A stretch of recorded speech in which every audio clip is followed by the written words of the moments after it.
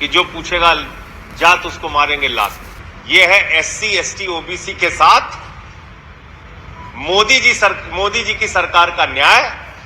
Secretary और joint secretary के level पे 254 सामान्य वर्ग के लोग हैं, 39 ओबीसी हैं और 13 और 16 एससी एसटी है। 550 जज सामान्य वर्ग के हैं। 661 में से पूरे देश की न्यायपालिकाओं में 550 जज सामान्य वर्ग के हैं। जातिगत जनगणना आखिर भारतीय जनता पार्टी क्यों करा रही है?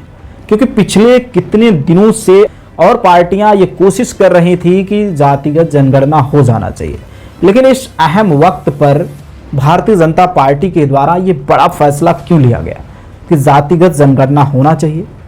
इसके पीछे क्या वजह हो सकता है? क्या ये पहलगांव में हुए आतंकी हमले से जो हमारे देश के नागरिक शहीद हुए उस पे लोग सवाल करेंगे, उस सवाल के टॉपिक को बदलने के लिए हुआ, या फिर बिहार में चुनाव होने वाला है, उस बिहार में चुनाव का लाभ लेने के लिए वहां की जनता को अपनी तरफ आकर्षित करने के लिए इस मुद्दे पर विशेष फोकस किया गया है।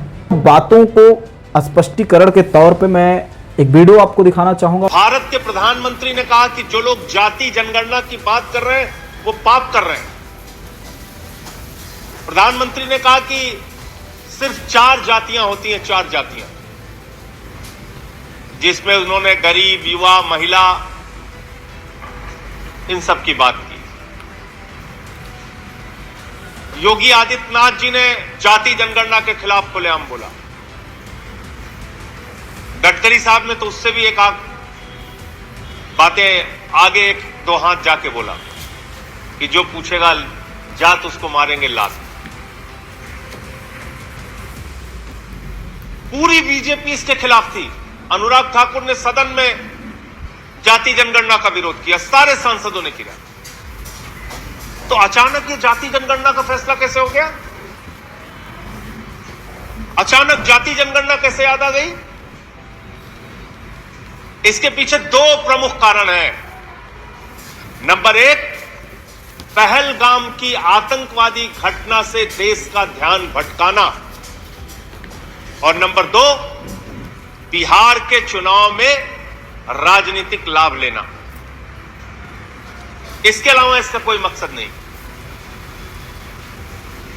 क्योंकि अगर जाति जनगणना की आप बात कर रहे हैं तो आपको यह पूछना पड़ेगा कि 10 साल में हिंदुस्तान के एससी एसटी ओबीसी के साथ मोदी जी की सरकार ने क्या किया। यह आपको पूछना पड़ेगा कि बड़े बड़े पदों पर एससी एसटी ओबीसी के साथ किस प्रकार का भेदभाव किया गया। और मैं अपना नहीं, भारत की सरकार का, उनके मंत्री का दिया गया बयान आपके सामने में पढ़कर बताना चाहूंगा। भारत सरकार के केंद्रीय मंत्री जितेंद्र सिंह जी ने कहा कि वर्तमान में केंद्र सरकार में संयुक्त सचिव और सचिव के पद पे, यानी कि ज्वाइंट सेक्रेटरी और सेक्रेटरी के लेवल पे 322 अधिकारी हैं, जिसमें 16 एससी हैं, 13 एसटी हैं, 39 ओबीसी हैं और 254 सामान्य वर्ग के लोग हैं। यह है एससी एसटी ओबीसी के साथ मोदी जी की सरकार का न्याय। सेक्रेटरी और ज्वाइंट सेक्रेटरी के लेवल पे 254 सामान्य वर्ग के लोग हैं, 39 ओबीसी हैं और 13 और 16 एससी एसटी है। इसके अलावा केंद्रीय विश्वविद्यालयों की अगर आप बात करें तो केंद्रीय विश्वविद्यालयों में 82% पद शेड्यूल कास्ट के खाली हैं, शेड्यूल ट्राइब के 93% पद खाली हैं और ओबीसी के 96% पद खाली हैं केंद्रीय विश्वविद्यालयों में। इसके अलावा हाई कोर्ट के जजों की बात अगर हम करें, जहां पे आरक्षण की व्यवस्था नहीं है, जहां कोई आरक्षण की व्यवस्था नहीं है, जहां सरकार का इतना तो हस्तक्षेप है कि भाई जब आप जजों की नियुक्ति कर रहे हैं तो उसमें कितना प्रतिनिधित्व अलग अलग जातियों को दे रहे हैं, वो सुनेंगे तो आप हैरान हो जाएंगे। मैंने पार्लियामेंट में सवाल पूछा था, 661 जज में शेड्यूल कास्ट के 21, शेड्यूल ट्राइब के 12,